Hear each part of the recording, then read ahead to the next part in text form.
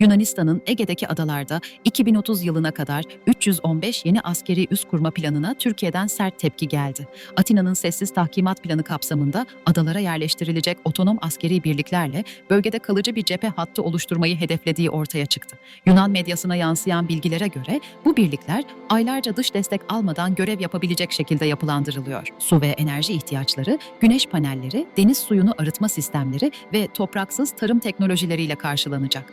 Türk diplomatik kaynaklar bu adımların Lozan ve Paris Barış Anlaşmalarının açık ihlali olduğunu belirtti. Türkiye, Yunanistan'ın bu hamlelerine karşı uluslararası hukuku ve diplomatik kanalları devreye soktuğunu açıkladı. Ayrıca Türkiye, sorunun barışçıl yollarla çözülmesini istediklerini ancak her türlü diplomatik ve hukuki süreci kullanmaya kararlı olduklarını ifade etti. Ankara, bu ihlallerin yalnızca Ege'de değil, Türkiye'nin güvenliği açısından da doğrudan tehdit oluşturduğunu vurguladı.